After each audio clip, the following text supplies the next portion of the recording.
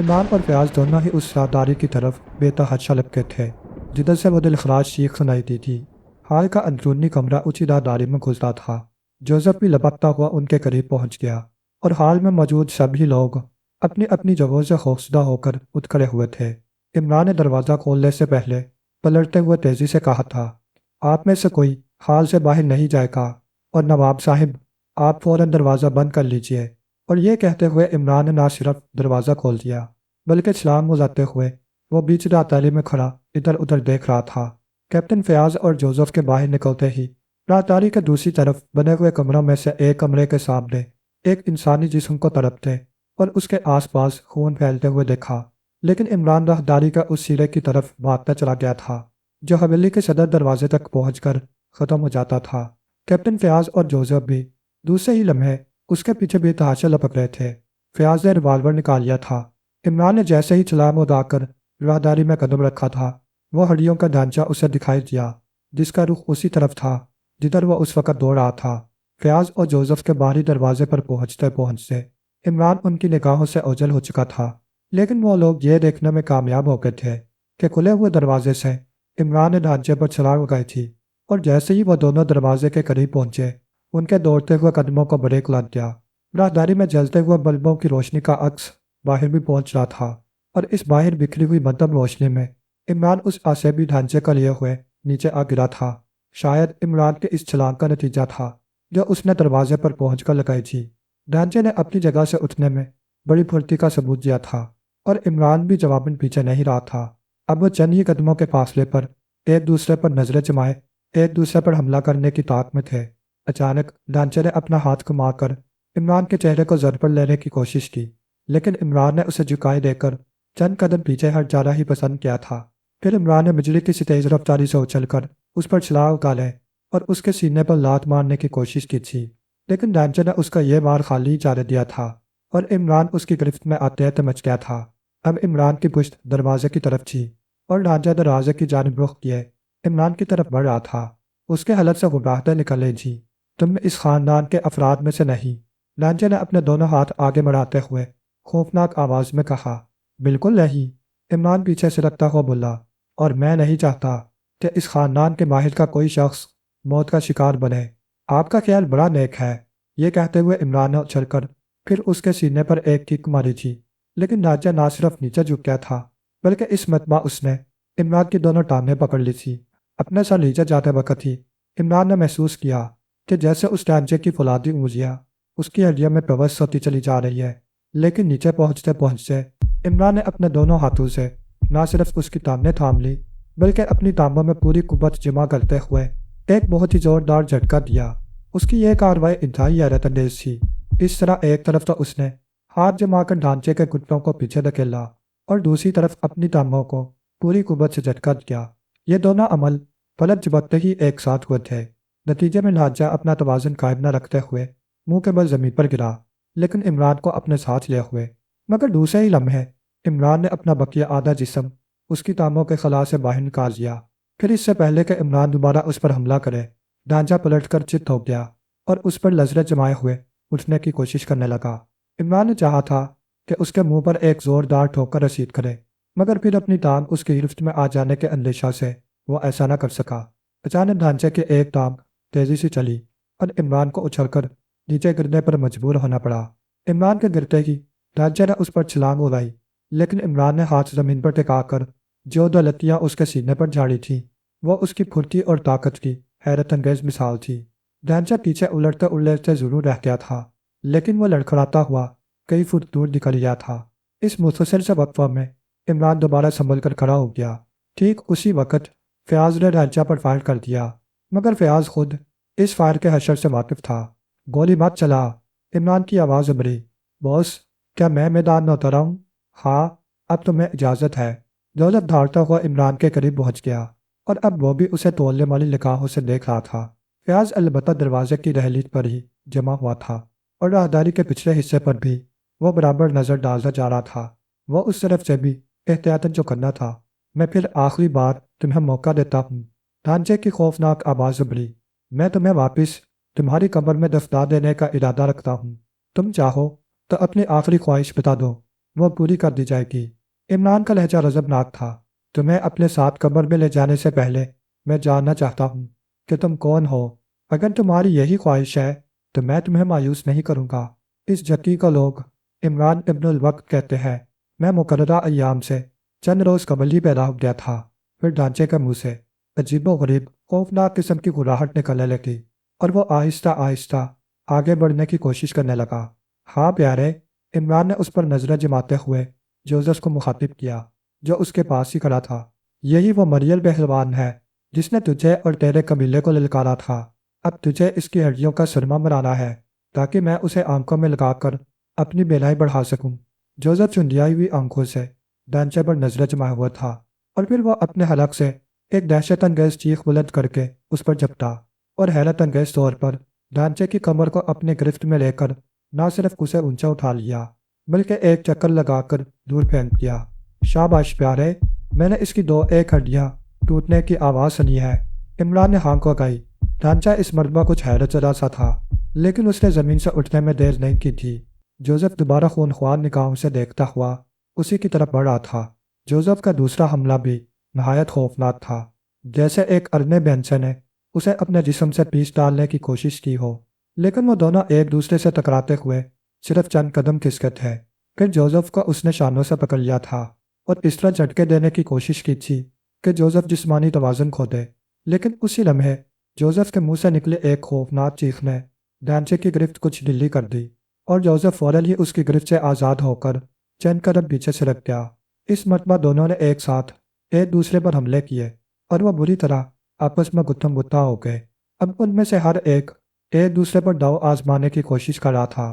صورتحال یہ تھی کہ دونوں نے ایک دوسرے کے پنجوں پر اپنی گرفت مضبوط کر رکھی تھی اور زور آزمائی کرتے ہوئے اپنے اپنے حریف کو پیچھے دھکیلنا چاہتا تھا۔ کبھی ایک دو قدم جوزف کو پیچھے ہٹنا پڑتا اور کبھی ڈانچے کو روشنی کی حد سے باہر نہ جانے پائے۔ عمران نے جوزف سے کہا جو اسے اندھیرے کی طرف ہی دھکیل رہا تھا۔ جوزف نے شاید اس کی آواز سن لی تھی اور اب وہ سنبھلتے ہوئے خود آہستہ آہستہ پیچھے ہٹ رہا تھا۔ اس عمل کے دوران ہی اچانک ڈھانچے کی ایک ٹانگ چل گئی اور جوزف زمین پر آ رہا۔ اب وہ پوری طرح ڈھانچے کے نیچے تھا۔ دوسرے ہی لمحے ڈھانچے نے گردن دبوچنا چاہی تھی لیکن جوزف بھی غضب کی طاقت اور پھرتی کا ثبوت دے رہا تھا۔ اس نے نہ صرف ڈھانچے کے مڑتے ہوئے دونوں ہاتھوں کو پھر اپنے ہاتھوں پر سنبھال لیا تھا بلکہ اپنے پچھلے جسم کو زمین سے اٹھاتے اپنے دونوں ٹانگیں ڈھانچے کی گردن تک لا کر اسے اپنی گرفت میں لے لیا۔ اب جوزف کی ٹانگیں اس کی گردن دبوچے ہوئے اسے واپس زمین کی طرف لا رہی تھی، مگر اسی عرصہ میں ڈھانچے کی ٹانگ جوزف کے حلق پر جم گئی تھی اور وہ اپنے اس ٹانگ سے اس کے چہرے کو مخالف سمت دھکیلنے کی کوشش کر رہا تھا تاکہ جوزف کی گرفت سے اس کی گردن آزاد ہو سکے۔ ادھر جوزف چاہتا تھا کہ ہر صورت وہ اس کی پھنسی ہوئی گردن پر اور سختی برتنا شروع کر دے تاکہ اس کا دم گھٹ جائے، لیکن وہ یہ بھی اچھی طرح محسوس کر رہا تھا کہ اس سے لپٹا ہوا حریف اس سے کم طاقتور نہیں ہے اور اس کی وہ ٹانگ جو اس کے حلق پر جم کر اس کا چہرہ تیزی سے پیچھے دھکیلنے کی کوشش کر رہی ہے اسے اپنے اس ارادے میں کمزور کرتی جا رہی تھی۔ معاملہ صرف طاقت کا ہوتا تو بھی وہ زور آزمائی میں پیچھے نہ رہتا، لیکن طاقت کے ساتھ ساتھ ڈھانچے کی وہ ٹانگ اس طرح اس کے حلق میں چبھ رہی تھی جیسے اس میں کچھ نوکیلے حصے رہے ہوں اور وہ جلد ہی اس کا حلق چیرتے ہوئے دوسری طرف نکل جائیں گے۔ جوزف کے حلق سے ایک خطرناک قسم کی اڑاہٹ نکل رہی تھی اور ایسا ہی لگتا تھا جیسے عنقریب اس کی آنکھیں اپنے حلقوں سے باہر نکل آئیں گی۔ تکلیف لمحہ بلمحہ بڑھتی جا رہی تھی۔ عین اسی وقت عمران نے اپنی جگہ سے چھلانگ اڑائی اور وہ دونوں کے قریب پہنچ گیا۔ جیسے ہی عمران نے ڈھانچے کی اس ٹانگ کی طرف ہاتھ بڑھائے جو جوزف کے حلق پر جم کر اس کا چہرہ پیچھے کی طرف دھکیل رہی تھی، ڈھانچے کی وہی ٹانگ نہ صرف تیزی سے جوزف کے حلق پر سے ہٹ گئی بلکہ فوراً ہی عمران کی گردن پر پڑی۔ ڈھانچے کا یہ حملہ یقیناً غیر متوقع اور انتہائی مرتیلا تھا۔ عمران اس کے اس حملے سے بچ نہیں سکا اور وہ کئی قدم دور جا گرا۔ ٹھیک اسی لمحے اس نے اپنی گردن بھی جوزف کی گرفت سے آزاد کرا لی اور اس سے قبل کہ وہ سنبھلے اور زمین سے اٹھے اس کے حلق سے ایک خوفناک اور لرزا دینے والی چیخ ابھری۔ پھر اس سے قبل کہ وہ لوگ اٹھتے ڈھانچہ چھلانے مارتا ہوا اندھیرے میں روپوش ہو چکا تھا۔ پیاز، ٹارچ! عمران تیزی سے چلایا اور اندھیرے کے مطابق اسی طرف دوڑ پڑا جدھر ڈھانچہ گیا تھا۔ جوزف بھی اس کے پیچھے تھا لیکن چاروں طرف محیط اندھیرے میں اسے خود اپنے قریب کھڑے ہوئے جوزف کا وجود ہی نظر نہیں آ رہا تھا، تو پھر اسے ایسے بھی ڈھانچہ کیسے نہ چلاتا۔ ٹارچ تو میں حال ہی میں بھول آیا ہوں۔ فیاض کی آواز ابھری۔ آؤ لوٹ چلیں، عمران نے جوزف سے کہا۔ وہ لوگ دوبارہ تیز تیز قدموں سے چل پڑے۔ سب سے پہلے وہ لوگ حویلی کے اس ملازم کی لاش تک پہنچے جو اب وہاں نہیں تھی، البتہ اس ملازم کے جسم سے نکلا ہوا خون وہاں بہہ کر جم چکا تھا۔ وہ لاش غائب ہے، فیاض نے چونکتے ہوئے کہا۔ جادو کی لاش رہی ہوگی، عمران ہنسا۔ ہو سکتا ہے ان آس پاس کے کمروں میں لاش گھسیٹ دی گئی ہو۔ یہاں ایسے نشانات نہیں جس سے تمہارے بیان کی تصدیق ہو سکے کہ لاش گھسیٹی گئی ہے، عمران نے لاپرواہی سے کہا۔ تم میرے سوال کا مقصد نہیں سمجھے، کیوں مور کر رہے ہو سپر فیاض؟ عمران نے کہا۔ بور میں کر رہا ہوں یا تم؟ میرا مقصد یہ تھا کہ اس لاش کو کسی قریبی کمرے میں منتقل کر دیا ہو۔ تم چاہو تو یہ بھی کہہ سکتے ہو کہ اسے قتل کرنے کے بعد قاتل کو اپنی غلطی کا احساس ہوا ہو اور اسے مقتول کی جان بچانے کے خیال سے یہاں سے غائب کر کے کسی ہسپتال میں داخل کرا دیا ہو۔ کیوں؟ ایسا ہو سکتا ہے یا نہیں؟ عمران نے دیدے نے چاہے۔ مجھے یہ بھاڑ پن پسند نہیں، فیاض ہتھے سے اکڑ گیا۔ تمہیں کیا پسند ہے؟ کیا تم مجھے پاگل سمجھتے ہو؟ فیاض بری طرح سے منہ اٹھا تھا۔ اے نہیں، تم تو بڑے عقل مند آدمی ہو، عمران نے اسے پچکارتے ہوئے کہا۔ فیاض کھول کر رہ گیا، بولا کچھ نہیں۔ پھر وہ تینوں ہال کے اندرونی دروازے کے قریب پہنچ کر رک گئے۔ فیاض نے دروازہ کھٹکھٹایا، دوسرے ہی لمحے دروازہ کھل گیا اور وہ اندر داخل ہو گئے۔ مبارک ہو جناب، عمران نے اندر داخل ہوتے ہی نواب شیفتہ کو دیکھ کر بڑی زور سے ہانک اٹھائی۔ کپتان صاحب نے اس ڈانچے کے وہ تمانچے رسید کیے ہیں کہ خدا کی پناہ، میرا دل اب تک دھڑک رہا ہے۔ عمران کے اس جملے پر فیاض کا سینہ غیر شعوری طور پر تن گیا۔ پھر لپک کر بہت سے مرد عورتوں نے اسے گھیر لیا۔ عمران بھی اس گھیرے میں تھا۔ کیا آپ نے اسے مار ڈالا؟ نواب شیفتہ نے تیزی سے پوچھا۔ اب ہم لوگ خطرے میں تو نہیں؟ ایک نسوانی آواز نے پوچھا۔ اس نے یعنی ڈھانچے نے چیلنج کے مطابق آپ کے ایک ملازم کی زندگی ختم کر دی، فیاض نے ان لوگوں پر نظر ڈالتے ہوئے کہا۔ وہ لوگ سراسیما ہو کر ایک قدم پیچھے ہٹ گئے، اور ہم لوگ اگر اس ڈھانچے کو باہی ہی نہ سنبھال لیتے تو یہ طے تھا کہ اس کا اگلا شکار آپ لوگ ہی ہوتے۔ نہیں، ان میں سے بہت سو کی چیخیں نکل گئیں۔ آپ کے ملازم کو ختم کرنے کے بعد وہ ادھر ہی بڑھایا تھا، لیکن مسٹر غضنفر نے اس کا راستہ روک لیا اور اسے باہر نکلنے پر مجبور کر دیا۔ اس کے بعد فیاض نے ڈھانچے سے ٹکراؤ کے بارے میں ان لوگوں کو بتایا۔ اس کے اس بیان میں کچھ ضروری قسم کا اضافہ بھی ہوا تھا، مثلاً یہ کہ اس سے ٹکراؤ میں وہ خود بھی پیش رہا تھا، لیکن ان دونوں نے بھی اس سے زبردست ٹکر لی تھی، اور وہ اس ٹکراؤ کے آخری معرکہ میں جوزف کی انتہائی طاقتور گرفت کا شکار ہو کر موت کے قریب پہنچ کر بھی بچ نکلا تھا۔ اس طرح آخر کار اسے اپنی پیٹھ دکھا کر بھاگنے پر مجبور ہونا پڑا۔ وہ تو اس کا قصہ ہی تمام کر دیا جاتا، لیکن باہر پھیلتی ہوئی گہری تاریکی نے اسے اپنی آغوش میں چھپا کر نظروں سے غائب کر دیا۔ پھر وہ لوگ اپنی اپنی نشستوں پر آ کر جم گئے، لیکن خواتین اب بھی ان تینوں کے قریب ہی موجود تھیں، اور سبھی کے چہروں پر کشمکش کے گہرے آثار دکھائی دے رہے تھے۔ میرا خیال ہے کہ وہ اس حادثے اور ٹکراؤ کے بعد شاید اس بقیہ رات میں دوسرا حملہ نہیں کرے گا، مولوی جلال الدین نے کچھ سوچتے ہوئے کہا۔ ہاں، شاید آپ کا خیال درست ہو، نواب شیفتہ نے تائید کی، چکن ڈھانچے کو اس قسم کے ٹکراؤ اور مقابلے کی قطعی امید نہیں رہی ہوگی۔ اور پھر آپ حضرات یہ کیوں بول رہے ہیں کہ وہ خوفزدہ ہو کر بھاگنے پر مجبور ہو گیا؟ کیپٹن فیاض نے فخریہ لہجے میں کہا۔ یہ واقعی حیرت انگیز بات ہے کہ آپ حضرات نے اسے فرار ہونے پر مجبور کر دیا، ورنہ ہم لوگ اس سے الجھ کر دیکھ چکے ہیں، وہ انسانوں کے بس کا ہے ہی نہیں۔ اس مرتبہ کرنل محمد علی نے بھی گفتگو میں حصہ لیا تھا۔ عمران جو اس گفتگو میں شریک نہیں ہوا تھا، سامنے کھڑی ہوئی جرمیکا تھریل کو چور نگاہوں سے دیکھ رہا تھا، جو قریب رہ کر بڑی توجہ سے یہ گفتگو سن رہی تھی۔ عمران اپنی کرسی سے اٹھ گیا اور پھر ایک کرسی کھینچ کر کچھ دور رکھ دی اور جوزف کو اشارہ کیا۔ جوزف جو اب تک کھڑا ہوا تھا اس کرسی پر بیٹھ گیا۔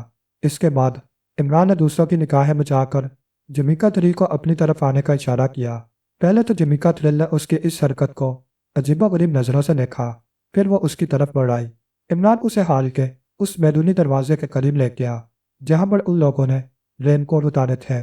یہاں سے ان کا فاصلہ اتنا ہو گیا تھا کہ ان کی آہستہ آہستہ ہونے والے گفتگو کو کوئی سن نہیں سکتا تھا، لیکن سب کی نگاہیں ان دونوں پر جمی ہوئی تھی۔ عمران بڑی توجہ اور انہماک سے اس سے گفتگو کر رہا تھا۔ میں آپ کو اس وقت ایک حاجت، ارے عدت تیرے کی، ایک ضرورت کی وجہ سے تکلیف دی ہے۔ اس کا انداز سراسر احمقانہ تھا۔ کیسی ضرورت؟ जमीका थिल ने झोंक कर पूछा। मैं वही अर्ज करना चाहता हूँ, लेकिन आपके ये तेवर, उफ खुदा की पनाह। इमरान ने खौफजदा होकर कहा।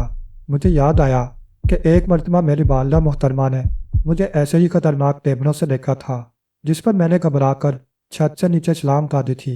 लेकिन अभी मुश्किल से 2-3 फुट ही नीचे गिरा हूँगा कि कुमला वाली साहब ने जो दबट कर सख्त निगाहों से मेरी तरफ देखा, तो मुझे वापस उल्टी छलांग लगाकर छत पर कदम जमाने पड़े थे। इसलिए मराहे करम, आप ऐसी नज़रों से तो ना देखें, तब मैं कुछ अर्ज करूं। जमीका थ्रिल उसे हैरत से देख रही थी। उसकी समझ में नहीं आ रहा था कि यह किस किस्म का झटकी इंसान है और उसे यहाँ लाकर क्यों उल्टी सीधी बातें कर रहा है। आखिर आप कहना क्या चाहते हैं? उसने पूछा। आप ये ना समझे कि खतरा टल गया है। जी? वो चौंक पड़ी। जी हाँ, वो आपके सर पर ही मंडरा रहा है। ये आप क्या बक रहे हैं? वो मुन्नाकर बोली। क्या आप ये नहीं कर सकती कि इस खानदान के तमाम अफराद की जिंदगियां बचाने के लिए आप अपने आप को उस ढांचे के हवाले कर दें? मैं आपका मुंह नोच लूंगी। ये पेशकश मेरी नहीं, उस असेंबली ढांचे की थी। जाते वक्त वह मुझसे यही कह गया था। वह हैरत से उसकी आंखों में झांकने लगी।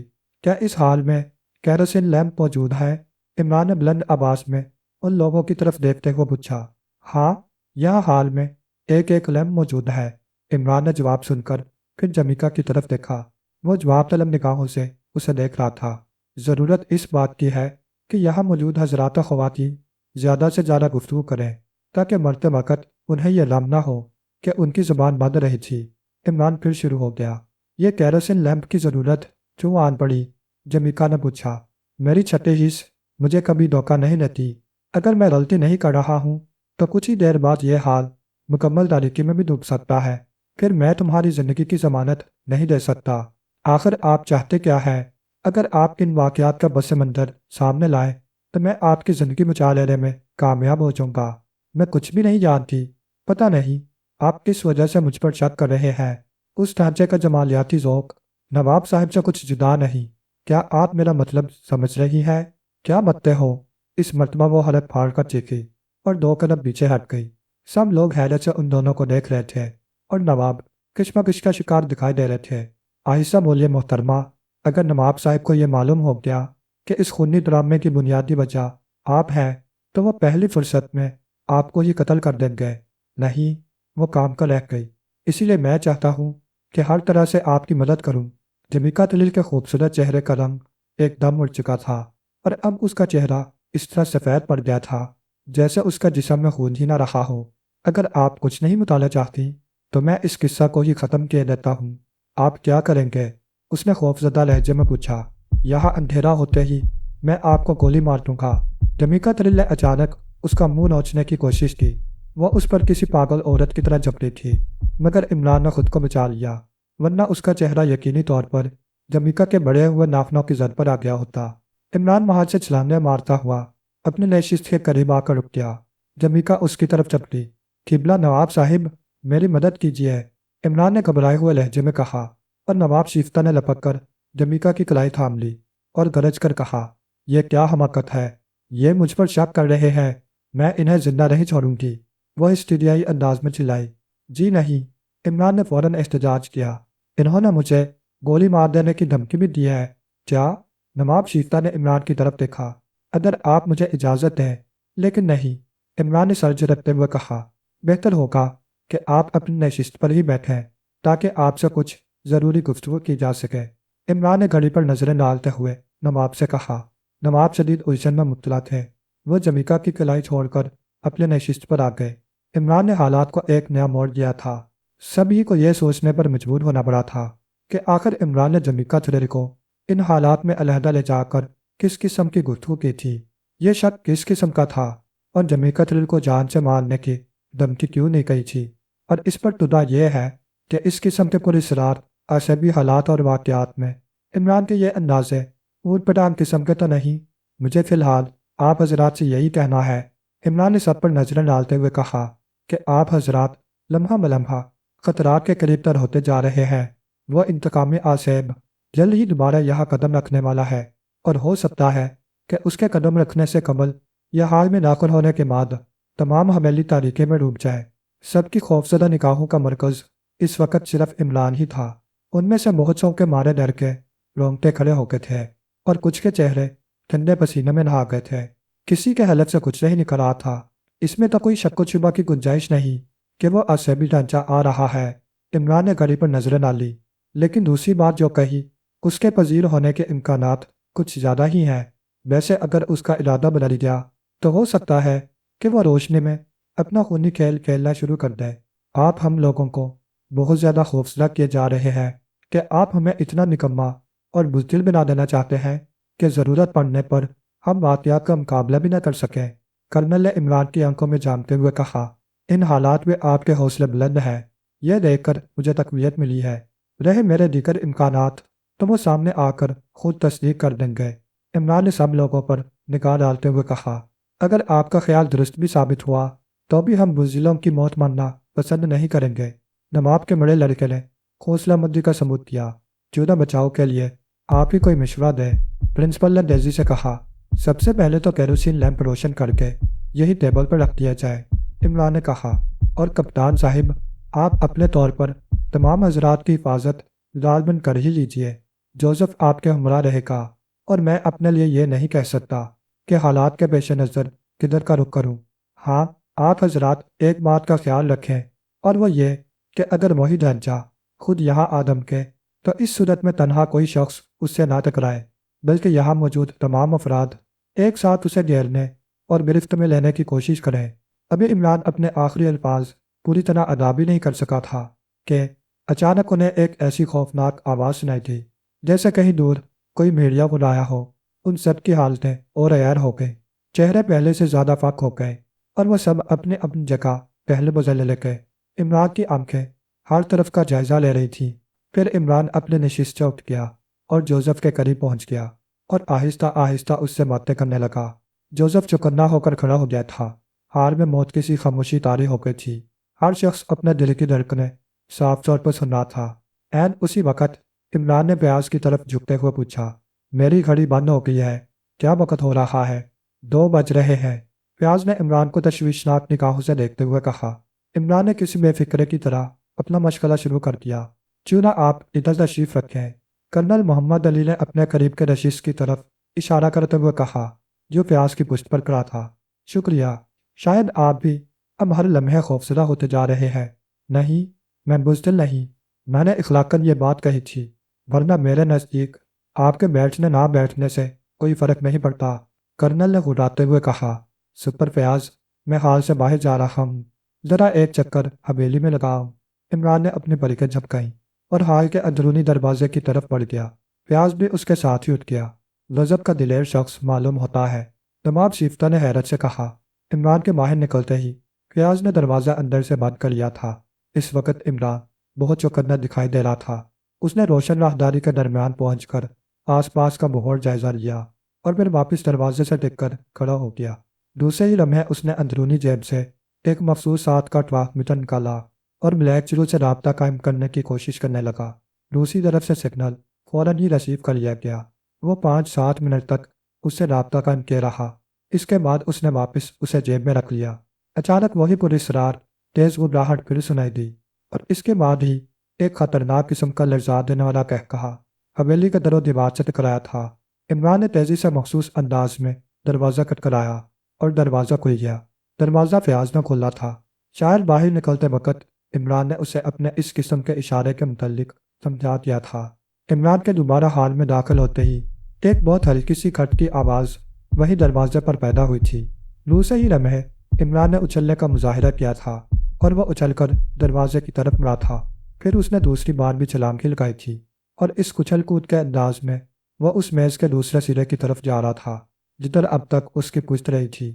پیاز خود نہیں سمجھ رہا تھا کہ اس پر آخر یہ کس قسم کا دورہ پڑ گیا ہے کہ اس کے قدم زمین پر پڑتے ہیں اور وہ پھر اچھل کر مخالف سمت میں آگے کی طرف چھلانگ لگا دیتا ہے۔ پھر وہ اسی انداز میں میز کے سرے پر پہنچ کر اچکا تھا اور میز کے سرے پر ہاتھ اٹکاتے ہوئے اچک کر میز کے ایک کونے پر بیٹھ گیا۔ اب اس بڑی ڈائننگ ٹیبل کے ایک سرے پر نواب شیفتہ درمیانی حصے میں اپنی نشست پر بیٹھے ہوئے تھے اور ٹھیک سامنے دوسرے حصے پر عمران۔ بقیہ مری ہوئی نشستیں اس تھوڑے سے فاصلے سے شروع ہو کر نواب شیفتہ تک آباد ہی رہی تھی۔ اچانک پھر وہی گھبراہٹ ابھری اس مرتبہ آواز پہلے کے مقابلے میں تیز تھی۔ میں آ رہا ہوں۔ اسی ڈھانچے کی خوفناک آواز نے لوگوں کے جسم میں ایک تھرتھری سی پیدا کر دی، اور ابھی وہ سنبھل بھی نہ پائے تھے کہ اچانک تمام عمارت اندھیرے میں ڈوب گئی۔ حال میں تاریکی پھیلتے ہی نواب شیفتہ کی چیخ سنائی دی اور ساتھ کیروسین لیمپ بجھ گیا۔ پھر حال میں بہت سی چیخیں ابھری۔ ایسا لگ رہا تھا جیسے ان میں سے ہر شخص کا کوئی انجانی طاقت گلا گھونٹ رہی ہو، اور وہ لوگ دہشت زدہ ہو کر چلا رہے ہوں۔ پیاز، ریوالور سنبھالو اور ٹارچ روشن کرو، عمران کی تیز آواز ابھری۔ پھر اسی اندھیرے میں عمران نے اس بڑی ڈائننگ ٹیبل پر کھڑے ہو کر پیاز کی مخالف سمت میں چلا اگا دی، اور وہ کسی سے الجھ پڑا۔ ایسا لگا تھا جیسے وہ کرسیوں سے ٹکراتا ہوا فرش پر گرا ہو۔ ادھر وہ ٹارچ جس کی طرف اندھیرے میں پیاز نے ہاتھ بڑھایا تھا شاید کہیں نیچے گر پڑی تھی۔ تمام حال میں ایک قیامت خیز ہنگامہ برپا ہو گیا تھا۔ اس گہرے اندھیرے میں کچھ بھی دکھائی نہیں دے رہا تھا، اور ابھی مشکل سے کوئی 1 منٹ کا مختصر ترین عرصہ گزرا ہوگا کہ فرش سے آگ کی لپٹیں ابھریں، اور فیاض وغیرہ نے اپنی جگہوں سے مختلف سمت میں اچھل کر چھلانگیں لگائی تھیں۔ یہ آگ کی تیز لپٹیں فرش کے ٹھیک اسی حصے سے ابھری تھیں جہاں سے کچھ دیر قبل نواب شیفتہ کی چیخ ابھری تھی۔ آگ کی تیز تیز لپٹیں پھر ایک لمحے کے لیے فرش سے ابھریں، اور وہ ہال کی چھت کی طرف لپکتی ہوئی تیزی سے غائب ہو گئیں۔ ان حالات میں کسی کے بھی اوصاف درست نہیں تھے۔ خواتین کی چیخیں اور بھی جان لیوا ثابت ہو رہی تھیں۔ کیپٹن، لیمپ روشن کرنے کی کوشش کرو، عمران کی آواز ابھری۔ وہ اب بھی اس اندھیرے میں کسی سے گتھا ہوا تھا۔ اب اس طرف عمران اور کسی اجنبی کے اور کوئی موجود نہ تھا، جدھر سے ایک ایک لمحے کے بعد وہ پراسرار اور حیرت انگیز آگ کی لپٹیں برابر ابھر رہی تھیں، اور محض ان کی وجہ سے کبھی کبھی حال ایک پل کے لیے روشنی میں نہا کر پھر تالیکے میں ڈوب جاتا۔ اسی روشنی کا سہارا لے کر پیاز کیروسین لیمپ کی طرف لپکا، اور خود کو ان آگ کی لپٹوں کی زد سے بچا کر لیمپ اٹھانے میں کامیاب ہو گیا۔ پیاز نے کیروسین لیمپ روشن کرنے میں دیر نہیں کی۔ لیمپ کے روشن ہوتے ہی فرش سے اٹھنے والی آگ کی لپٹیں غائب ہو گئیں۔ پھر عمران ڈائننگ ٹیبل کے نیچے سے کسی کو گھسیٹتا ہوا برآمد ہوا۔ یہ کرنل محمد علی تھا۔ شاید اندھیرے میں عمران نے اسی پر چھلانگ لگائی تھی، اور وہ دونوں ایک دوسرے سے گتھے ہوئے اور لڑتے ہوئے میز کے نیچے گئے تھے۔ ان کے آس پاس رکھی ہوئی کرسیاں ادھر ادھر اونتی پڑی ہوئی تھیں۔ اچانک حال دوبارہ روشن ہو گیا۔ عمران نے رومال سے اپنا چہرہ صاف کرتے ہوئے حال کا مخور جائزہ لیا۔ خواتین مسیریوں کے قریب کھڑی ہوئی کانپ رہی تھیں۔ جمیکا ترے فرش پر ہی ایک طرف بے ہوش پڑی ہوئی تھی۔ جہاں کچھ دیر پہلے نواب شیفتہ کی چیخ ابھری تھی وہاں نواب شیفتہ کا پتہ نہیں تھا، اور نہ ہی وہ کرسی موجود تھی جس پر نواب شیفتہ بیٹھے ہوئے تھے۔ حال کا اندرونی دروازہ بند تھا۔ پھر نواب شیفتہ کی چیخ اور ان کی پراسرار گمشدگی کیا معنی رکھتی تھی؟ وہ بھی ان کی کرسی کے ساتھ ہی۔ نواب صاحب قائم ہیں؟ کیا وہ عصبی ڈھانچے کا شکار ہو گئے؟ حال کے مختلف گوشوں سے مختلف آوازیں بڑھنے لگیں۔ نواب صاحب کہاں گئے؟ فیاض نے تشویشناک نگاہوں سے عمران کی طرف دیکھتے ہوئے کہا۔ مجھے افسوس ہے کہ انہیں آسمان نے اٹھا لیا، عمران نے بڑے اطمینان سے کہا۔ کیا مطلب؟ بیک وقت کئی آوازیں ابھری۔ وہ اس عصبی ڈھانچے کا شکار ہو گئے؟ نہیں، نرگسی خانم کی چیخ انتہائی دلخراش تھی، اور پھر وہ فرش پر جھولتی ہوئی ڈھیر ہو گئیں۔ ان دونوں کے لڑکے آگے بڑھے، اور انہوں نے آگے بڑھ کر انہیں گرنے سے روک کر ہاتھوں پر سنبھال لیا۔ جوزف اپنی جگہ پر ہی ڈٹا ہوا تھا۔ شاید عمران نے اس کے فرائض میں یہ بھی شامل کر دیا تھا کہ وہ ان خواتین کی نگرانی بھی کرتا رہے جو حال میں موجود تھیں، اور حال میں اتنے بڑے ہنگامے، اتنی افراتفری کے باوجود وہ اپنی جگہ سے ٹس سے مستہ ہوا تھا۔ کیپٹن فیاض، آپ کرنل کو باندھ کر ایک کونے میں پٹک دیجیے، عمران نے کہا۔ فیاض نے سوالیہ نگاہوں سے اس کی طرف دیکھا، لیکن عمران وہاں سے ہٹ کر جوزف کی طرف بڑھتا چلا گیا۔ کوئی تکلیف؟ عمران نے جوزف سے کہا۔ حلق سوکھ رہا ہے باس۔ جوزف کی آنکھیں سرخ ہو رہی تھیں۔ میرے ساتھ چل پیارے، باہر اب بھی بارش زوروں پر ہو رہی ہے۔ کیا باس؟ جوزف نے احتجاجاً اس کی طرف دیکھا۔ میں چاہتا ہوں کہ تجھے زکام ہو جائے، بہت دنوں سے تیرا دماغ کن کن سا ہے۔ نہیں باس، میں بالکل ٹھیک ہوں، اور ویسے میرے کپڑے اب تک گیلے ہیں، جوزف نے کہا۔ وہ آگ کی لپٹیں اسی لیے تو فرش سے بلند ہوئی تھیں کہ ہم اپنے کپڑے سکھا سکیں، بس یہی مجھ سے غلطی ہو گئی، ورنہ اب تک ہم لوگوں کے جسم بھی خشک ہو گئے ہوتے۔ میں سمجھ رہا ہوں باس، جوزف نے گردن ہلائے بغیر کہا۔ پھر عمران جوزف کو اپنے ساتھ لیے کیپٹن فیاض کے قریب آ گیا۔ میرے اس جالے کو بہت دنوں سے زکام نہیں ہوا ہے، اس لیے میں اسے حویلی کے باہر لے جا رہا ہوں، عمران نے کہا۔ فیاض، جو کرنل محمد علی کے دونوں ہاتھ پشت پر کس رہا تھا، گردن اٹھا کر عمران کی طرف دیکھنے لگا۔ میرا خیال ہے کہ اور بھی کوئی حادثہ رونما ہو سکتا ہے اور میں سب سے بڑے حادثے کے رونما ہونے کا منتظر ہوں۔ کرنل کی حراست میری سمجھ میں نہیں آئی۔ فی الحال ان کے خلاف یہی جرم عائد ہوتا ہے کہ انہوں نے تمہارے ساتھ معاورت نہیں کی۔ کیا کوئی زبردست سازش ہے؟ فیاض نے پوچھا۔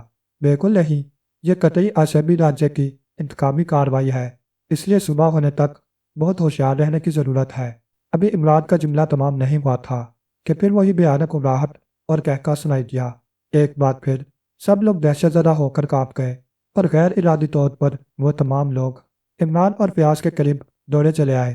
آنے والوں میں زیادہ تر خواتین تھیں، مردوں میں سبھی لوگ ان کے قریب پہلے ہی موجود تھے۔ اس رات کی صبح نہیں ہوگی، وہی خطرناک آواز راتی ہوئی ان کے کانوں سے ٹکرائی۔ کیا قبر کے مردے بھی آذانیں دینے لگے؟ عمران نے جلائے ہوئے لیکن بلند ترین لہجے میں کہا۔ اس باقی رات میں تم سب لوگ بھی اپنی اپنی قبروں میں اذانیں دینے لگو گے، اسی خوفناک آواز نے جواب دیا۔ عورتیں اور مرد کانپنے لگے تھے۔ لیکن تم یہ کیوں بھول رہے ہو کہ میں اس وقت بھی تمہارے سر پر جمع ہوا ہوں؟ کیا؟ آواز نے چونک کر پوچھا۔ میں کہہ رہا تھا کہ میں تمہارے سر پر سوار ہوں اور تم اپنا سر جھٹک کر بھی مجھ سے نجات حاصل نہیں کر سکتے، لیکن تمہاری یہ احمقانہ حرکتیں کچھ ہی دیر کی مہمان ہے، اس کے بعد تم زندہ نہ رہو گے۔ اور میرا مشورہ یہ ہے کہ اپنی سڑتی گلتی ہڈیوں کو تھوڑی بہت انرجی پہنچا لو، کیونکہ اس مرتبہ تمہیں پیش دکھانے کا بھی موقع نہیں دوں گا۔ موقع تم نے نہیں، میں نے تمہیں دیا تھا تاکہ تم اپنی موت کے خوف سے یہاں سے بچ نکلو۔ ڈھانچے کی آواز آئی۔ جب تک میں تمہارے ڈھانچے کو 3 حصوں میں تقسیم کر کے الگ الگ دفن نہیں کر دوں گا، یہاں سے اس وقت تک جاننے کا ارادہ ہرگز نہیں رکھتا۔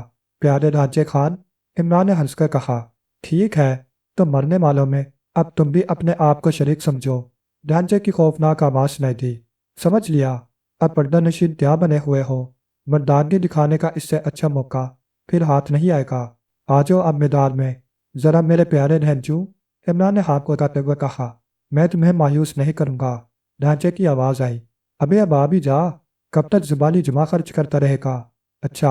اور اس کے اس جواب کے ساتھ ہی حال پھر مکمل گہری تاریکی میں ڈوب گیا۔ حال میں اندھیرا ہوتے ہی عمران کے قریب سے ایک شعلہ لپکا تھا، پھر دوسرے ہی لمحے میں کیروسین لیمپ نہ صرف بجھ گیا تھا بلکہ اس مرتبہ ایک اور خطرناک چیخ ابھری تھی۔ عمران نے اندازہ لگایا کہ مرنے والوں میں یقیناً کوئی مرد بھی تھا۔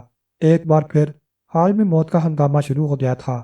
کچھ لوگوں نے اندھیرے میں ادھر ادھر بھاگنے کی کوشش کی اور وہ اندھیرے کی وجہ سے آپس میں ایک دوسرے سے ٹکرا گئے۔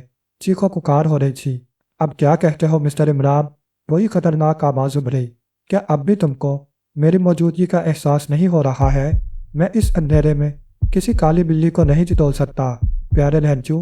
یہ کہتے ہی عمران نے اپنی جگہ سے چھلانگ اڑائی تھی اور عمران کے اندازے کے مطابق آواز کی سمت ہی ایک شعلہ لپکا تھا، مگر اس شعلے کی ذات پر کوئی اور آیا تھا۔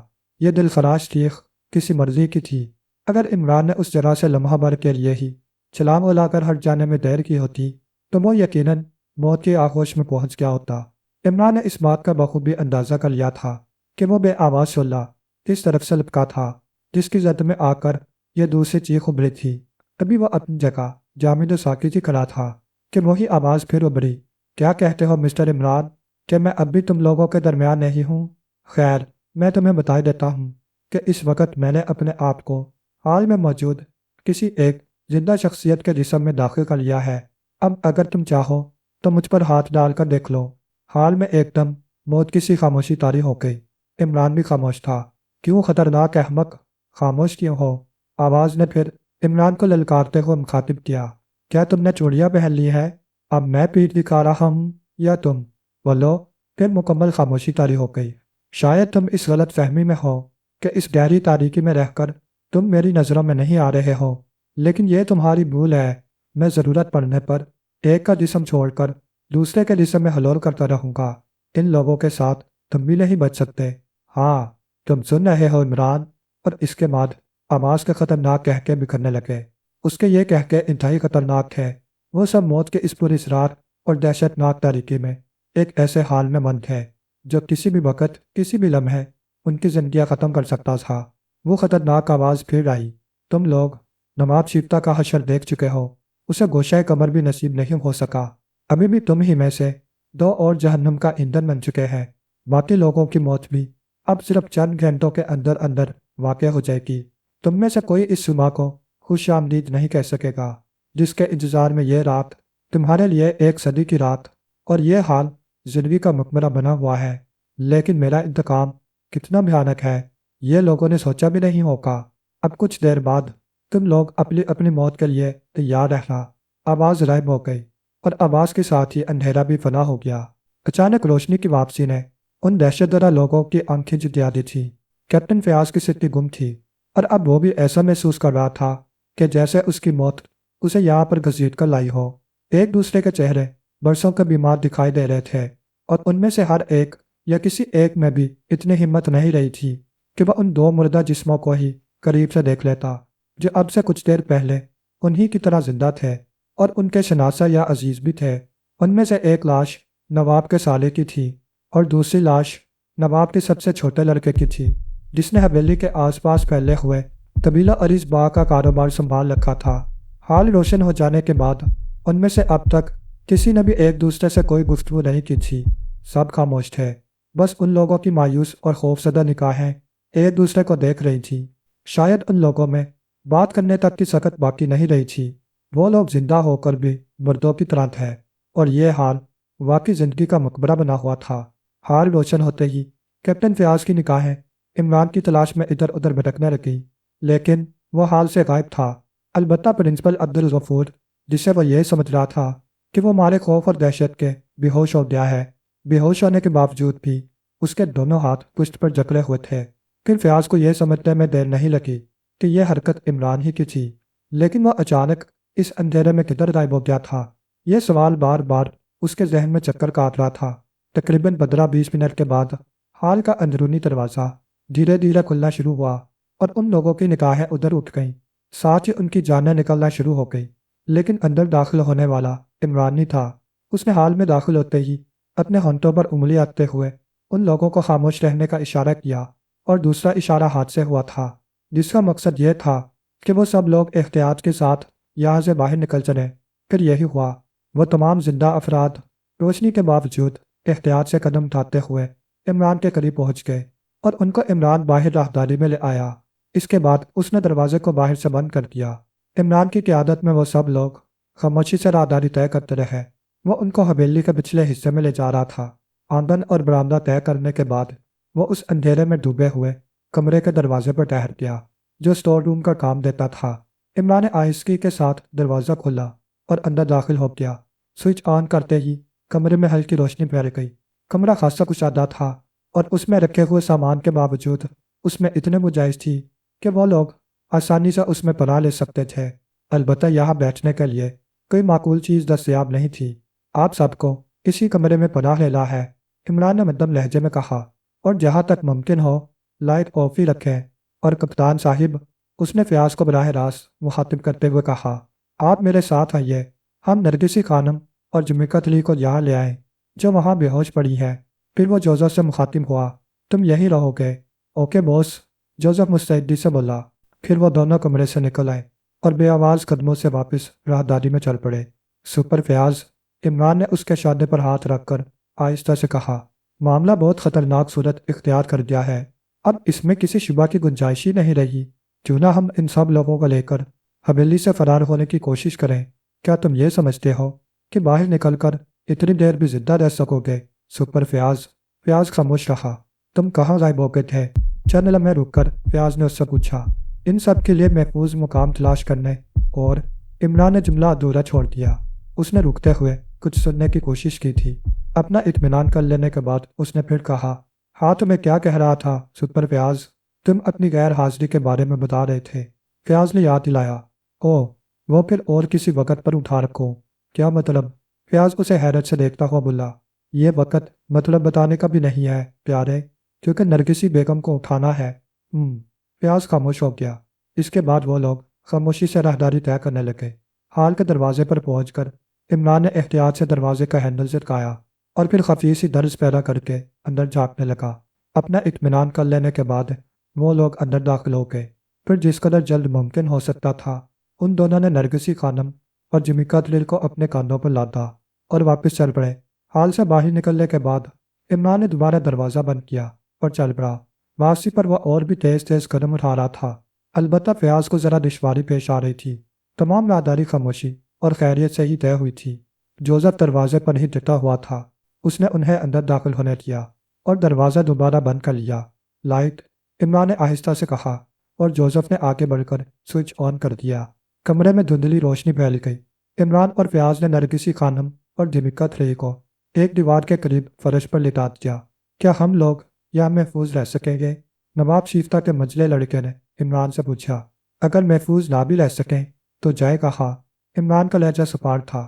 ویسے میں آپ کو اسی مقصد سے یہاں لایا ہوں، عمران نے مزید کہا۔ اچھا کپتان صاحب، اس مرتبہ عمران نے فیاض کو مخاطب کر کے کہا تھا، اب میں یہاں سے قسط لینا چاہتا ہوں۔ کیا مطلب؟ فیاض چونک کر حیرت سے بولا۔ مطلب مت پوچھو پیارے کپتان صاحب، بھکو مت، فیاض آہستہ سے گھبرایا۔ وہ ڈھانچہ ایک قبر میں ٹانگیں پسارے آرام کر رہا ہے۔ کیا؟ فیاض حیرت سے اسے دیکھنے لگا۔ ہاں، میرا یہی خیال ہے۔ ہو سکتا ہے کہ وہ ابھی صرف بیٹھا ہوا ہی ہو، عمران نے سپاٹ لہجے میں کہا۔ آخر تم کہنا کیا چاہتے ہو؟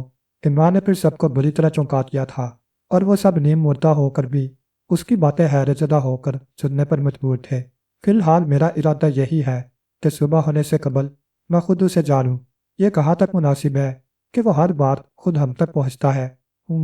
تو پھر میں بھی تمہارے ساتھ چلتا ہوں، فیاض نے کہا۔ نہیں، صرف جوزف کو میں اپنے ساتھ لیے جا رہا ہوں۔ تمہارا ان لوگوں کے درمیان رہنا ضروری ہے، ورنہ یہ لوگ اس حالت کو پہنچ گئے ہیں کہ ایسی ویسی معمولی بات پر دم توڑ دیں گے۔ عمران نے اسے سمجھاتے ہوئے کہا۔ کیا جوزف کو یہاں نہیں چھوڑا جا سکتا؟ نہیں، کیوں نہ؟ عمران نے اس کی بات کاٹتے ہوئے تیزی سے کہا۔ یہ وقت باتوں میں برباد کرنے کا نہیں ہے سپر فیاض۔ ویسے میں جانتا ہوں تمہاری انگلیوں میں تناؤ پیدا ہو رہا ہے اور تم اس کا گلا گھونٹ دینا چاہتے ہو، مگر حالات فی الحال اس کی اجازت نہیں دیتے۔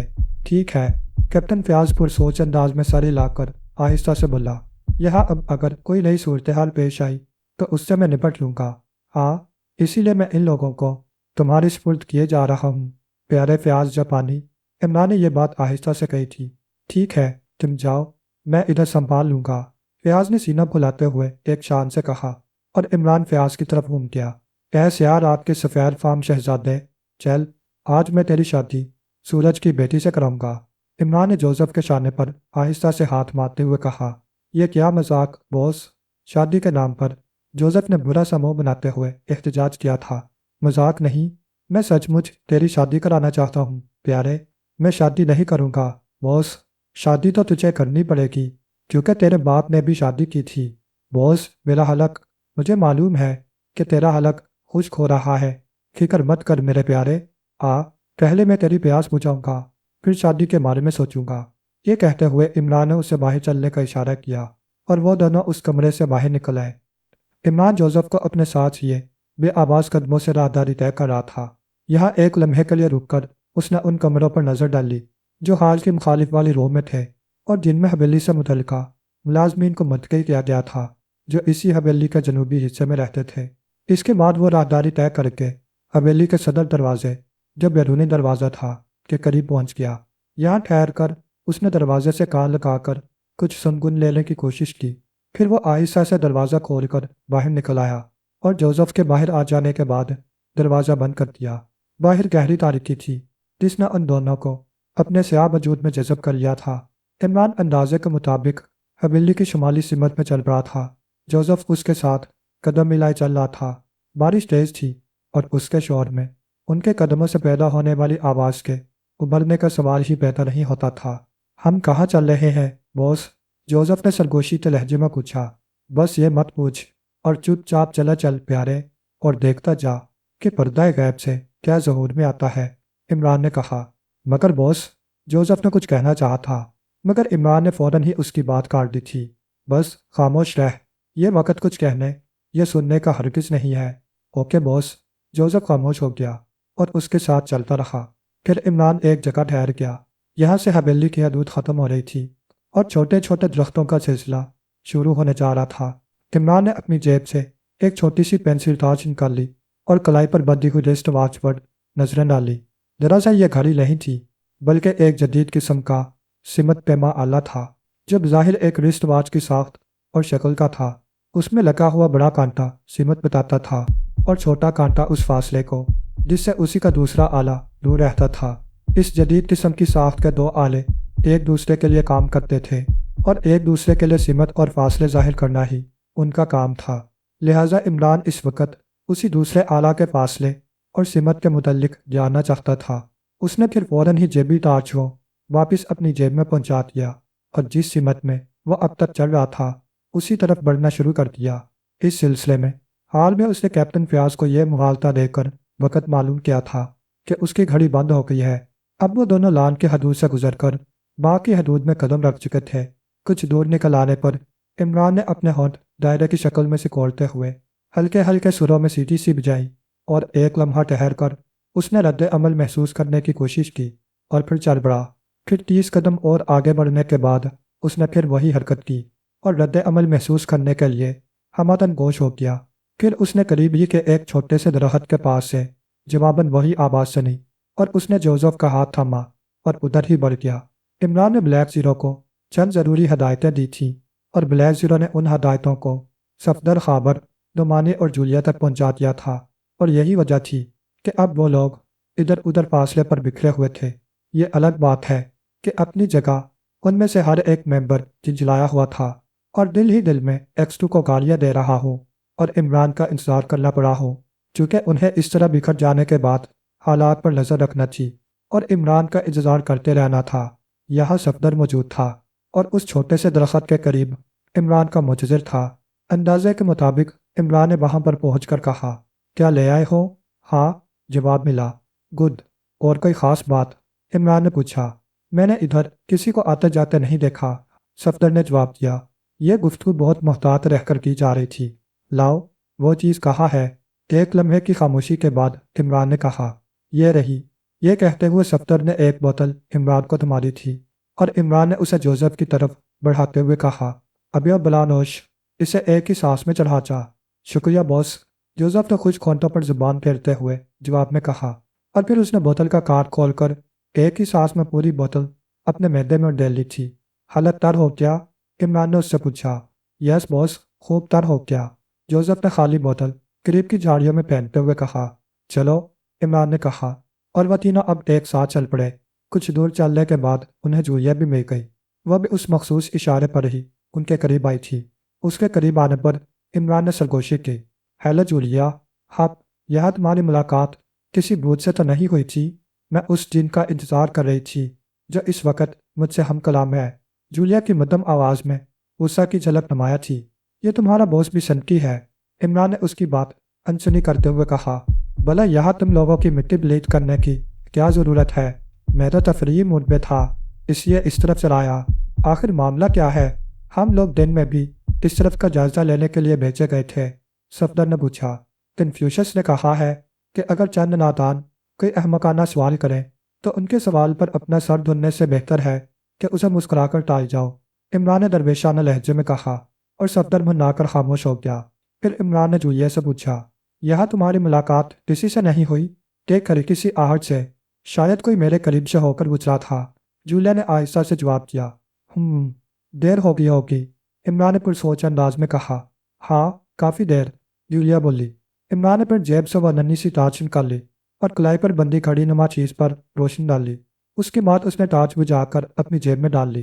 پھر اس نے جیب میں سے چنگم کا پیکٹ نکال کر کھولا اور ایک پیس منہ میں ڈال کر دانتوں سے کچلنے لگا۔ کیا وقت ہوا ہے؟ صفدر نے پوچھا۔ بڑا نازک وقت ہے پیارے صفدر اے رانی، عمران چنگم چباتا ہوا بولا۔ کیا مطلب؟ میری گھڑی بند ہے پیارے، عمران نے اسے ٹالتے ہوئے کہا۔ او، آؤ، عمران نے آگے بڑھتے ہوئے کہا، اور وہ لوگ عمران کی قیادت میں آگے بڑھنے لگے۔ اس مرتبہ عمران بہت زیادہ محتاط نظر آ رہا تھا۔ آگے چل کر ان میں 2 کا اور اضافہ ہو گیا تھا۔ یہ خابر اور نعمانی تھے۔ کوئی خاص بات؟ ہاں، ادھر جھاڑیوں میں بہت دیر پہلے کھڑکھڑاہٹ سی ہو گئی تھی، خابر نے جواب دیا۔ عمران نے جواباً کچھ نہیں کہا۔ وہ اس وقت ان جھاڑیوں میں سب کے بیچ گرا ہوا تھا۔ اس نے پھر جیبی ٹارچ کی روشنی رسٹ واچ پر ڈالی۔ دونوں سوئیاں ایک دوسرے پر لرز رہی تھی۔ ایک بات غور سے سب لوگ سن لیں، عمران نے سب کو مخاطب کرتے ہوئے کہا، کیا جب تک میں نہ کہوں کوئی گولی نہ چلائے گا؟ البتہ زور آزمائی اور ہاتھا پائی کی آپ لوگوں کو پوری اجازت ہوگی۔ اب میرے پیچھے ان جھاڑیوں میں داخل ہوتے جانا ہے، ایک دوسرے کا ہاتھ پکڑ لو اور بہت زیادہ محتاط رہنے کی ضرورت ہے، عمران نے ہدایت کی۔ پھر عمران احتیاط سے آگے بڑھا اور جھاڑیوں میں گھسنے لگا۔ جب بھی تاج کی نہایت مدھم روشنی سے ہی وہ اپنا کام چلا رہا تھا، بقیہ لوگ لائن کی شکل میں اس کے پیچھے تھے۔ چونکہ ہوا تیز تھی اور ہوا کی تیزی کی وجہ سے جھاڑیاں آپس میں ٹکرا رہی تھیں، اس کے باوجود وہ لوگ انہیں سرکانے میں احتیاط سے کام لے رہے تھے، اور پھر وہ ایک ایک کر کے جھاڑیوں سے گزرتے ہوئے اندر آ گئے۔ ڈلتی ہوئی رات کے اس حصے میں تاریکی کے باوجود اتنی سیاہی باقی نہیں رہی تھی کہ 2-4 قدم کے فاصلے پر وہ ایک دھندلائی قبر نہیں دیکھ سکتے تھے۔ اونچی اونچی جھاڑیوں کے درمیان گری ہوئی سفید قبر تھی۔ قبر کے آس پاس کا فرش نما چبوترا بھی پختہ بنا ہوا تھا۔ ان لوگوں نے ایک دوسرے کی طرف حیرت بھرے انداز میں دیکھا، لیکن عمران محویت کے عالم میں اس قبر کا بغور جائزہ لے رہا تھا۔ اس نے ایک جگہ ٹھہر کر دوبارہ کلائی پر ٹارچ سے روشنی ڈالی اور پھر واپس قبر کی طرف متوجہ ہو گیا۔ بقیہ لوگ سب کے سب بے حس و حرکت کھڑے ہوئے تھے، ان کے چہروں پر اب بھی حیرت کے آثار پھیلے ہوئے تھے۔ عمران قبر کی سطح پر ہاتھ پھیرتا پھر رہا تھا۔ اس طرف سے مایوس ہو کر اس نے چبوترے پر بھی وہی عمل کیا۔ اپنا ایک چکر مکمل کر لینے کے بعد وہ احمقانہ انداز میں پلکیں جھپکاتا ہوا کچھ سوچتا رہا اور جھکے جھکے ادھر ادھر کچھ دیکھنے لگا۔ پھر وہ اپنے سر جھٹکتے ہوئے صفدر کی طرف بڑھا اور جیبی تاج اس کی طرف بڑھا کر اسے قریب رہنے کا اشارہ بھی کیا۔ صفدر اس کے قریب آ گیا۔ عمران بلی کی طرح جلتا ہوا قبر کے سرہانے پہنچا اور قبر کے سرہانے لگے ہوئے اس پتھر کو دیکھنے لگا جو کتبے کی حیثیت رکھتا تھا۔ صفدر اس ننھی سی تاج سے اس کتبے پر روشنی ڈالا تھا اور عمران چبوترے پر لیٹ کر اس کتبے کی جڑیں اپنی انگلیوں سے ٹٹول رہا تھا، لیکن اسے اس طرف سے بھی مایوسی کا سامنا کرنا پڑا تھا۔ یہ تم کیا کر رہے ہو؟ جولیا جو اب تک خاموش کھڑی تھی حیرت سے بولی۔ چپ رہو، قبر کھول کر مردے کا کفن چرانے کی کوشش کر رہا ہوں۔ اب میں نے یہی دھندا شروع کر دیا ہے، بڑا اچھا دھندا ہے، عمران نے سنجیدگی سے کہا۔ کیا بکواس ہے؟ جولیا منہ بنا کر جلائے ہوئے لہجے میں بولی۔ اچھا بس خاموش رہو اور مجھے اپنا کام کرنے دو، جہنم میں جاؤ۔ جولیا جلا گئی۔ تمہارے ساتھ ہی جاؤں گا وہاں بھی، اکیلے میرا دل نہیں لگے گا جہنم میں، عمران نے کہا، اور پھر وہ اپنے کام میں مصروف ہو گیا۔ کچھ دیر کے بعد اس نے کتبے کے دونوں اوپری کناروں کو پکڑ کر موڑنے کی کوشش کی۔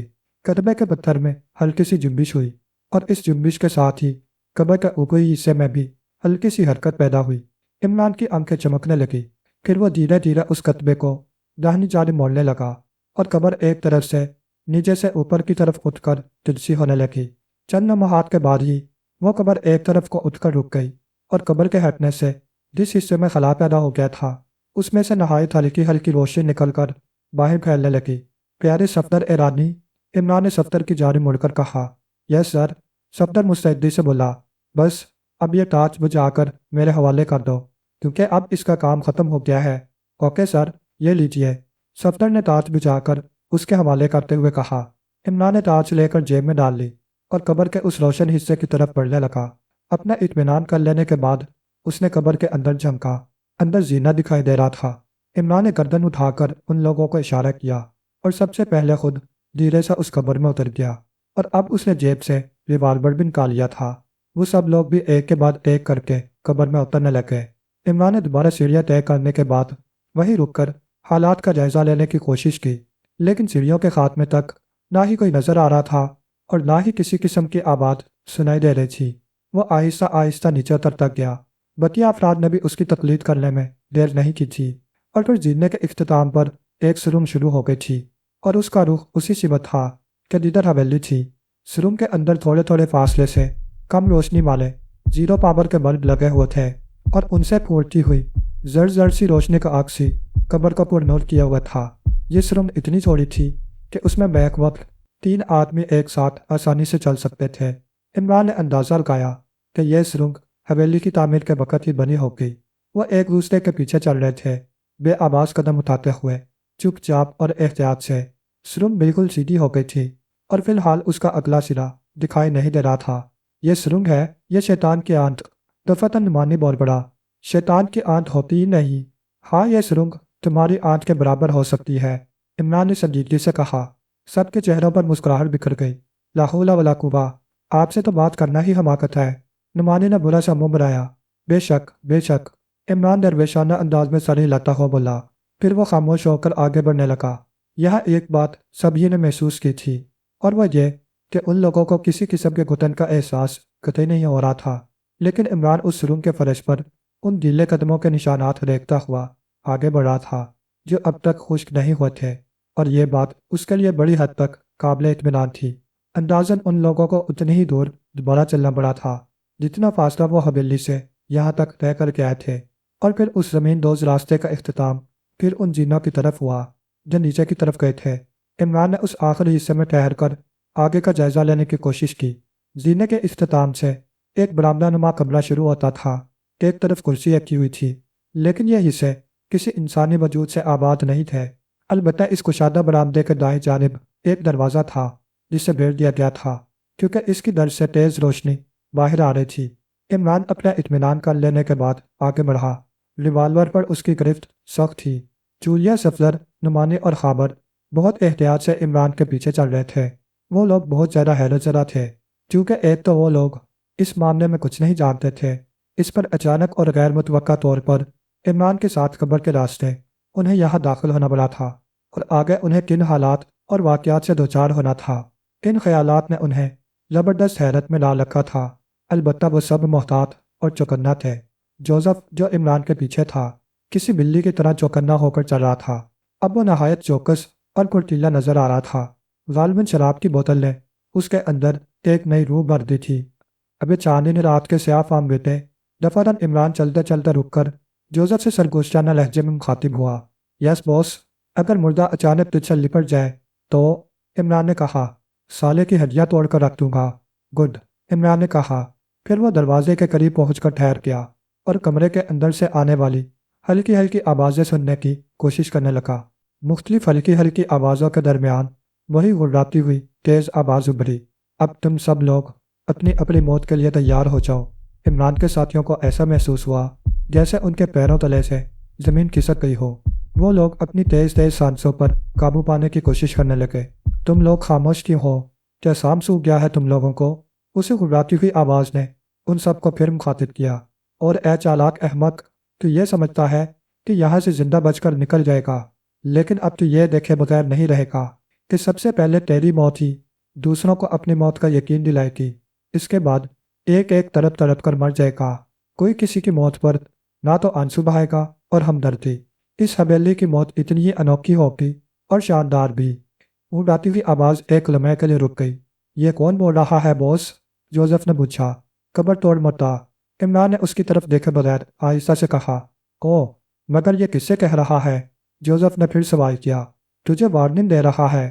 میں دیکھتا ہوں اس حرامزادے کو۔ جوزف نے جوش میں آگے بڑھنا چاہا۔ ابے ٹھہر جا میرے شیر، عمران نے جلدی سے اسے پکڑ لیا۔ چھوڑ دو بوس، میں اس مردود کو جہنم کے اندر پہنچا کر رہوں گا۔ جوزف خونخوار درندوں کی طرح اڑایا۔ ابے ابھی رک جا، کیوں میرا بنا بنایا کام بگاڑنا چاہتا ہے؟ تم کہتے ہو تو رک جاتا ہوں، بس اب چپ چاپ کھڑا رہ، عمران نے کہا۔ پھر اس نے آہستہ آہستہ گردن آگے بڑھانے کی کوشش کی۔ اندر کیا تھا اور اسے وہاں کن حالات سے دوچار ہونا تھا، یہ سب دیکھے بغیر کوئی قدم نہیں اٹھا سکتا تھا۔ اور پھر وہ اندر جھانکنے لگا۔ شاید یہ بھی اتنا ہی بڑا حال تھا جتنا کہ حویلی میں، اور اس کی تعمیر بھی اسی انداز کی تھی۔ زمین دوز راستے کی نسبت یہاں تیز روشنی تھی، اور اس حال کے اندر وہی آسیابی ڈھانچہ موجود تھا، لیکن وہ اس دروازے سے کافی فاصلے پر تھا۔ ڈھانچے سے 10-15 فٹ کے فاصلے پر کوئی مشین رکھی ہوئی تھی، اور 4 آدمی اس مشین پر جھکے ہوئے تھے، لیکن ان چاروں کے علاوہ تقریباً 8 آدمی اور بھی موجود تھے۔ حال کے دوسرے حصوں میں کیا تھا، عمران کی نظر اس پر نہیں آ سکی تھی، کیونکہ وہ ڈر سے وہی سب دیکھ سکتا تھا جو اسے نظر آ رہا تھا۔ مشین پر جھکے ہوئے آدمیوں میں سے ایک نے مشین کا سوئچ بند کیا ہے، اور گردن اٹھاتے ہوئے اس نے ڈھانچے کی طرف دیکھا تھا۔ میں کچھ کمزوری محسوس کر رہا ہوں ڈاکٹر، ڈھانچے نے اپنے قریب کھڑے ہوئے ایک معمر لیکن صحت مند شخص سے کہا۔ اس کے چہرے پر سفید داڑھی تھی اور اس کے بال رخصت ہو چکے تھے۔ تمہیں آج ایک اور انجیکشن کی ضرورت ہے، اسی معمر آدمی نے کہا جسے ڈاکٹر کہہ کر مخاطب کیا گیا تھا، لیکن ڈاکٹر پرتشویش نگاہوں سے ڈھانچے کو دیکھتے ہوئے بولا۔ اس مرتبہ حویلی میں سے کسی قسم کی آواز نہیں ابھری۔ تم بھی عجیب ہو ڈاکٹر، ڈھانچے نے ایک کرسی گھسیٹتے ہوئے بیٹھ کر کہا۔ اس سے قبل وہ یہ دیکھ چکے ہیں کہ عمران کی آواز پر اندھیرے میں فائر کیا گیا تھا، تاکہ اس کی زندگی پہلے ختم کی جائے۔ جب وہ لوگ اس بات سے باخبر ہو چکے ہیں کہ آواز پر بھی انہیں موت کا نشانہ بنایا جا سکتا ہے تو وہ احتیاطاً خاموشی رہیں گے۔ وہ کچھ سوچتے ہوئے کہہ رہا تھا۔ اس کے علاوہ ڈانچے نے چند لمحے کی خاموشی کے بعد دوبارہ کہنا شروع کیا، میں انہیں یہ بھی بتا چکا ہوں کہ میں انہی میں سے کسی کے بھی جسم میں داخل ہو کر انہیں موت کی آغوش میں پہنچا سکتا ہوں۔ ظاہر ہے کہ ان حالات میں بھی وہ ایک دوسرے کو مشکوک نگاہوں سے دیکھنے پر مجبور ہو گئے ہوں گے، لیکن تم نے جس شخص کا نام عمران بتایا تھا اس کے متعلق ہم لوگ اب تک اندھیرے میں ہیں۔ وہ اب تک ختم ہوا ہے یا نہیں؟ ڈاکٹر نے اسے دریافت کیا۔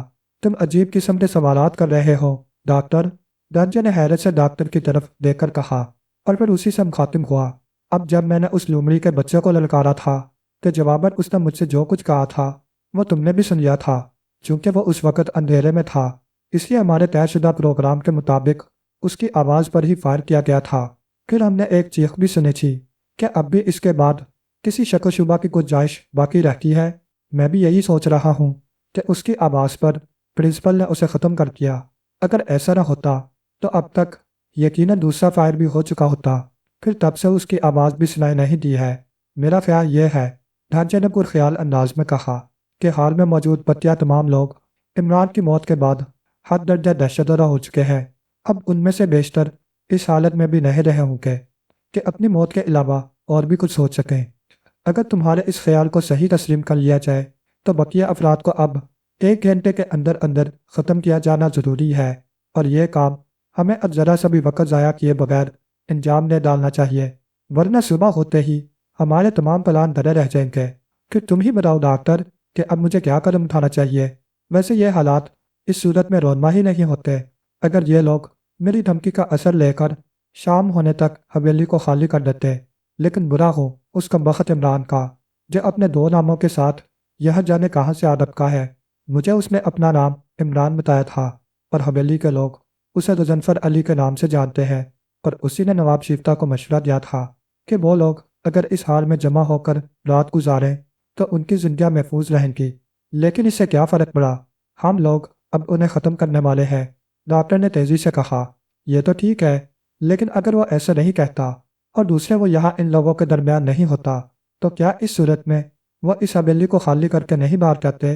اس طرح اس نے ہمارے تمام پروگرام پر پانی پھیر دیا ہے۔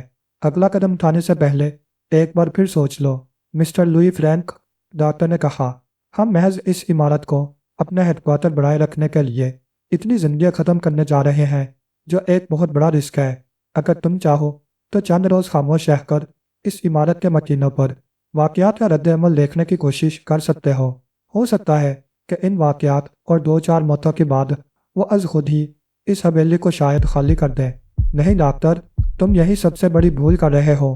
اگر ان میں سے کوئی بھی زندہ بچ گیا تو حالات ہماری موافقت میں نہیں جائیں گے اور پولیس کے کتے ہماری بو سونگھتے ہوئے یہاں پہنچ جائیں گے اور ہمیں اپنے اسٹیشن سے ہمیشہ ہمیشہ کے لیے ہاتھ دھونا پڑیں گے۔ اور تم یہ کیوں بھول رہے ہو کہ کیپٹن فیاض بھی اس حویلی میں موجود ہے؟ آئندہ مرنے والوں میں نے اسے بھی شامل کر لیا ہے، اور بالفرض اگر وہ ابھی تک زندہ بھی ہے تو ہمارے دونوں آدمی کرنل اور پرنسپل انہیں زہریلی سوئی سے ختم کر دیں گے، اور اس کی لاش دیکھنے والے یہی کہنے پر مجبور ہوں گے کہ کسی زہریلے جانور کے کاٹ لینے سے اس کی موت واقع ہوئی ہے۔ ٹھیک ہے، تو اب تمہیں انجیکشن لگائے دیتا ہوں۔ اس بار تم ہی حال میں پہنچ کر ایک ایک کو ختم کر دو، وہاں تمہارے دونوں ساتھی تمہاری مدد کریں گے۔ یہ کہہ کر ڈاکٹر کسی دوسرے حصے کی طرف چلا گیا۔ عمران یہ سمجھ چکا تھا کہ ڈھانچے کی حیرت انگیز قوت محض ایک انجیکشن کی مرہون منت ہے، چنانچہ وہ انجیکشن لگنے سے پہلے یقیناً نارمل حالت میں ہی ہوگا۔ اس نتیجہ پر پہنچ کر عمران کی آنکھیں ایک فیصلہ کن انداز میں چمکنے لگی۔ اس نے جیب سے دوسرا ریوالور بھی نکال لیا جس کی ساخت عام ریوالور سے مختلف تھی۔ یہ ریوالور اس نے حال میں پہلی تاریخی پھیلنے پر کرنل محمد علی کو اپنے گرفت میں لینے کے بعد اسے چھین لیا تھا۔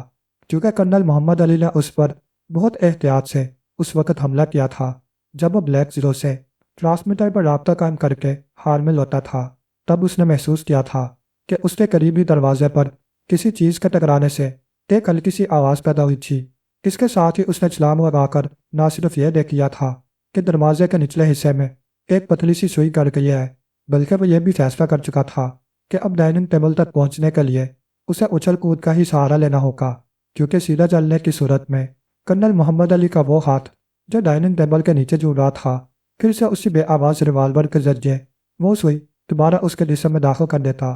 صرف چند لمحات ہی گزرے تھے کہ ڈاکٹر ایک بڑی سی سرنج اپنے ہاتھ میں لیے ڈھانچے کے قریب آ گیا۔ قریب کھڑے ہوئے دو آدمیوں نے آگے بڑھ کر اس ڈھانچے کے ہاتھ پیر سے پہلے ایک پتلی سی جھلی علیحدہ کی، اس کے بعد سیاہ اور سفید رنگ سے پینٹ کیا ہوا ایک کھوکھلا فولادی ہاتھ لوئی فرینک کے گوشت والے ہاتھ سے علیحدہ کر لیا۔ پھر وہ لوگ اس کے آستین کو الٹ کر اوپر چڑھا رہے تھے تاکہ ڈاکٹر اس کے بازو میں کوئی حیرت انگیز سیال انجیکٹ کر سکے۔ عمران نے پیچھے پلٹ کر اپنے ساتھیوں کو اشارہ کیا اور تیزی سے دروازے کو دھکیل کر اندر داخل ہو گیا۔ وہ سب لوگ اس طرح چونک پڑے تھے جیسے اچانک موت نے ان کے سروں پر دعویٰ بول دیا ہو۔ ان میں سے 3 آدمیوں نے تیزی سے اپنی جیبوں کی طرف ہاتھ بڑھانا چاہے اور ٹھیک اسی وقت عمران کے ریوالور سے یکے بعد دیگرے 3 فائر ہوئے۔ وہ لوگ چیخیں مارتے ہوئے الٹ کر فرش پر آ رہے بتیا لوگ سکتے کے عالم میں اسے گھور رہے تھے۔ فوراً ہی جوزف اور صفدر عمران کے درمیان پہنچ گئے۔ تم میں سے کوئی حرکت نہ کرے ورنہ بتیا لوگ شعلوں اور ان زہریلو سوئیوں کا مقابلہ نہیں کر سکیں گے جو ان ریوالوروں سے نکلنے کے لیے پال توڑ رہی ہے۔ او تم لومڑی کے بچے، لوئی فرینک جلائے ہوئے لہجے میں بڑھایا، ابیو قبر کی اولاد، میں انسان ہوں اور قبر میں اذان دیتا ہوا یہاں تک پہنچا ہوں تاکہ تجھ جیسے مردے کو انسانی جسم عطا کر سکوں۔ پھر عمران نے اپنے ساتھیوں کو آواز دی۔ دوسرے ہی لمحے سب لوگ اندر آ گئے۔ ان سب لوگوں کی جیبیں خالی کر دو، عمران نے اپنے ساتھیوں سے کہا، اور صفدر وغیرہ نے ایسا ہی کیا۔ آخر تم ہو کون؟ ڈاکٹر نے تیزی سے سوال کیا۔ تم مجھے بھی اپنے قبیلے ہی کا سمجھ لو، ویسے میں تم لوگوں کا پرانا خدمت کار ہوں۔ کیا تم بھی کسی تنظیم سے تعلق رکھتے ہو؟ ہاں، لیکن پولیس والی یا ہنٹر والی تنظیم سے نہیں۔ چور اور ساہوکار اپنا سلوک دونوں کے ساتھ ایک سا رہتا ہے۔ یہ کہتے ہوئے عمران کے ریوالور سے پھر ایک شعلہ لپکا اور ڈاکٹر تڑپتا ہوا نیچے آ گرا۔ تم ابھی مرو گے نہیں ڈاکٹر، البتہ تمہارا ایک پیر بیکار ہو گیا ہے، عمران نے کہا۔ اگر تم پولیس سے تعلق نہیں رکھتے تو ہم لوگوں سے سمجھوتا کر لو، لوئی فرینک بولا۔ گڈ، عمران بظاہر خوش ہوتا ہوا بولا، پہلی مرتبہ تم نے کام کی بات کی ہے، تم اپنے آدمیوں کو واپس بلا لو، لوئی فرینک بولا۔ ہرگز نہیں، عمران نے کہا۔ ادھر عمران کے ساتھیوں نے لوئی فرینک کے سب آدمیوں کے ہاتھ ان کی تائیوں سے کس کر باندھ دیے تھے۔ کیا میں اٹھ سکتا ہوں؟ لوئی فرینک عمران پر نظریں جمائے ہوئے تھا۔ البتہ ڈاکٹر، وہ بے تحاشا عمران کو گالیاں بکا تھا۔ قبر کے مردے اتنی آسانی سے نہیں اٹھا کرتے، تمہارا جنازہ اٹھانے کے لیے میں اپنے ساتھیوں کو لے آیا ہوں، عمران نے رپٹ کر کہا۔ 2 لاکھ میں معاملہ طے کر لو، لوئی فرینک بولا۔ ذرا دم لو، ایسے سودے اتنی آسانی سے طے نہیں ہو جایا کرتے، عمران نے کہا، پھر لمحہ بھر رک کر بولا۔ ہاں مسٹر لوئی فرینک، 2 لاکھ، اس نے پھر دوہرایا۔ نقد یا ادھار؟ عمران نے پوچھا۔ نقد۔ ٹھیک ہے، لیکن یہ 2 لاکھ صرف اس بات کے ہوئے کہ اس حویلی میں تمہارا ہیڈ کوارٹر رن کر رہا تھا اور تم لوگ یہاں سے اپنی سرگرمیاں جاری رکھے ہوئے تھے، اس لیے یہ 2 لاکھ کی رقم تم اس حویلی کے زمین دوز حصے کے ناجائز استعمال کا کرایہ تصور کر کے ادا کرو گے۔ میں اس بات کو پھیلنے بھی نہیں دوں گا۔ اب بقیہ معاملات کا سودا طے ہو جائے، عمران نے کہا۔ اور کون سے معاملات؟ لوئی فرینک چونک کر بولا۔ اور 2 لاکھ میں دوسرا معاملہ طے کر لو، وہ یہ کہ تمہاری پروقار شخصیت کو پردہ راز میں رکھنا ہوگا، ورنہ حکومت اور عوام کو جب یہ پتہ چلے گا کہ لوئی فرینک، جو اس شہر کے گرجا گھر کا پادری اور چرچ مشن کا راہب غیر قانونی کارنامے انجام دے رہا تھا، تو اس صورت میں کیا نتائج نکلیں گے، ان سے تم بخوبی واقف ہو، عمران نے راز کھولتے ہوئے کہا۔ او تم یہ بھی جانتے ہو، مال غنیمت پر ہاتھ ڈالنے سے پہلے اس کی مقدار اور تعداد کا اندازہ بھی لگا لیا کرتا ہوں، ورنہ کھودوں پہاڑ اور نکلا چوہا، میں ایسی کسی درسری کا قائل نہیں۔ ٹھیک ہے، لیکن میں 50,000 سے آگے نہیں بڑھ سکتا، لوئی فرینک نے کہا۔ سوچ لو، اگر اب پھر تم نے کسی پشو پے سے کام لیا تو میں رقم بڑھاتا جاؤں گا، اور یہ میں جانتا ہوں کہ تمہیں میرے مطالبہ کو بہرحال قبول کرنا پڑے گا۔ ٹھیک ہے، اب میرے ساتھیوں کو کھلواؤ، تم شاید بہت عجلت میں ہو، لیکن ابھی تمام معاملات طے کہاں ہوئے ہیں؟ لوئی فرینک نے سوالیہ نگاہوں سے اس کی طرف دیکھا۔ اب آ جاؤ ان غیر قانونی حرکات کی طرف جس کے لیے حویلی کے اس حصے کو تم نے اپنے مصرف میں لانا شروع کر رکھا تھا۔ یہاں آج تک کوئی غیر قانونی کام نہیں ہوا، میں بھی کہتا ہوں اس وقت بھی یہاں تم لوگوں کی موجودگی غیر قانونی نہیں۔ کیا میں غلط کہہ رہا ہوں؟ تمہارے پاس اس کا کوئی ثبوت نہیں ہو سکتا کہ میں نے اس عمارت کے استعمال کے علاوہ اور کوئی غیر قانونی کام کیا ہو؟ لوئی فرینک بولا، حال میں جو خون ہوا ہے وہ قانونی ہے، اور نواب شیفتہ کا معاملہ، کیا وہ بھی غیر قانونی نہیں ہے پیارے؟ عمران نے مسکراتے ہوئے کہا، کیا تم یہاں میرا وقت برباد کرنا چاہتے ہو؟ میں نواب شیفتہ کو زندہ لوٹا دوں گا۔ لوئی فرینک بولا، جو اس حال سے ملک کمرے میں بند ہے، یہ بھی تمہارا اچھا شعبہ تھا۔ چلو نواب شیفتہ کی واپسی کو میں ان لوگوں کے خون کا معاوضہ سمجھوں گا جو بے موت مارے گئے۔ اب آ جاؤ اپنی غیر قانونی سرگرمیوں کی طرف۔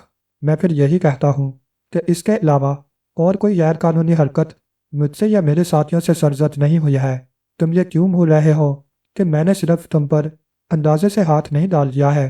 میں عرصے سے تمہاری سماجی سرگرمیوں کو دلچسپی کی نظروں سے دیکھ رہا تھا میرے دوست، عمران نے طنزیہ لہجے میں کہا۔ میں اپنی جگہ قائم ہوں، لوئی فرینک کو راحت آمیز لہجے میں بولا۔ جوزف، اس نے تیرے قبیلے کی عزت کو للکارا تھا، اور یہی وہ فجر کا مناسب وقت ہے جب اللہ میاں اپنے ان بندوں پر مہربان ہوتا ہے جو اس کے بندوں کے لیے شب بیداری کے مراحل سے گزرتے ہیں۔ تو میری بات سمجھ رہا ہے کہ نہیں؟ عمران نے جوزف کی طرف دیکھتے ہوئے کہا، اور ٹھیک اسی وقت لوئی فرینک نے عمران پر چھلانگ اگا دی۔ وہ عمران کے ہاتھ سے ریوالور چھین لینے میں کامیاب ہو گیا، اور دوسرے ہی لمحے اس نے عمران پر فائر جھونک دیا۔ لیکن عمران اتنا بڈھا یا غافل تو تھا ہی نہیں۔ اس نے سیم آرٹ کا مظاہرہ شروع کر دیا تھا، اور پہلا حملہ ناکام بنا کر اب وہ لوئی فرینک کے دوسرے حملے کا مجرد تھا۔ لوئی فرینک نے دھوکہ دے کر اس پر پھر ایک فائر جھونک دیا، اور عمران اس بار بھی اچھل کر اپنے آپ کو بچا گیا تھا۔ اس بار گولی نہیں چلی، ریوالور خالی ہو چکا ہے، اس لیے تم مجھ پر کھینچ مارو، عمران نے مسکراتے ہوئے کہا۔ ایک لمحہ رک کر وہ پھر بولا، اگر تم چاہو تم لوگوں کی یہ امانت جو غلطی سے میرے پاس چلی آئی ہے تمہیں واپس لوٹا دوں۔ لو، عمران نے وہ دوسرا ریوالور اس کی طرف بڑھاتے ہوئے کہا، اور وہ واقعی کسی درندے کی طرح اس پر جھپٹا۔ لیکن عمران نے جھکائی دے کر ٹان مار دی، اور وہ اونھے منہ فرش پر گر پڑا۔ پھر اس نے سنبھلنے میں دیر نہیں کی۔ میں تمہارے لہو کی گردش تیز کرنا چاہتا ہوں۔ اب جوزف تمہاری مزاج پرسی کرے گا، کیونکہ وہ اس مبارک ساتھ کے انتظار میں رات بھر چین سے نہیں رہا ہے۔ ابھی عمران نے اپنی بات پوری بھی نہیں کی تھی کہ جوزف اپنے حلق سے بے ہمدم اور خوفناک آوازیں پیدا کرتا ہوا اس پر چڑھ دوڑا، اور دونوں ایک دوسرے سے بری طرح الجھ گئے تھے۔ اب بھی لوئی فرینک طاقتوری بنا ہوا تھا، لیکن جوزف غضبناک ہو کر اس سے بڑھ چکا تھا۔ 10-15 منٹ کی کشمکش کے بعد وہ بری طرح ہانپنے لگا، اور اسی لمحے جوزف نے اسے زمین سے اٹھا کر ہاتھوں پر ٹھہرا لیا، اور ایک چکر دے کر اسے عمران کے قدموں کے بالکل قریبی پر رکھ دیا تھا۔ وہ کسی مردے کی طرح ہی پڑا ہوا ہانپ رہا تھا۔ پھر عمران اس کے اوپر جھک گیا اور اس کی گردن ٹٹولنے لگا۔ لوئی فرینک نے بچاؤ کی کوئی کوشش نہیں کی تھی۔ کچھ دیر کے بعد عمران نے اس کے سر اور چہرے سے وہ بلٹ پروف خول علیحدہ کرتے ہوئے اپنے انگلیاں اس کی گردن کی پشت میں گاڑتے ہوئے کہا، تمہیں یہ اگلنا ہوگا کہ تمہاری یہ سرگرمیاں کس قسم کی تھی، تاکہ بقیہ معاملہ طے ہو سکے، ورنہ کیپٹن فیاض اوپر ہی موجود ہے اور میں زیادہ انتظار نہیں کر سکتا۔ لوئی فرینک کے حلق سے گوتی گوتی چیخیں نکل رہی تھیں۔ خیر، میں ہی تمہیں بتا دوں تاکہ تم یہ نہ سمجھو کہ میں تمہیں دھوکے میں ڈال کر کوئی اچھا معاوضہ وصول کرنے کا ارادہ رکھتا ہوں۔ تو سنو شہر کی معزز ہستی کہ تم پچھلے 1 سال سے ایک مخصوص صوبے میں نوخیز کنواری اور غریب لڑکیوں کو راہبہ بنانے کے چکر میں ہو، اور تم نے اب تک لاتعداد لڑکیوں کو ننز بنا کر غیر ممالک پہنچا دیا ہے۔ لیکن ایسا ان کی مرضی سے ہوا ہے۔ وہ ہامتا ہوا بولا، میں کب کہتا ہوں کہ وہ تمہاری مرضی سے ہوا ہے، لیکن انہیں غیر ممالک میں جن جن مقامات پر پہنچایا گیا، کیا وہاں سے وہ لاکھوں پاؤنڈ کی مالیت کے عوض فروخت نہیں کر دی گئیں؟ اور یہ سلسلہ اب تک جاری ہے۔ جواب دو پارسا کے بچے۔ ٹھیک ہے، میں اس کے لیے بھی تمہیں منہ مانگی رقم ادا کروں گا۔ عمران نے اپنے گرفت ختم کر دی۔ اب تم میرے چند سوالات کے جواب بھی دے دو، اس کے بعد میں یہاں سے نکل لوں گا۔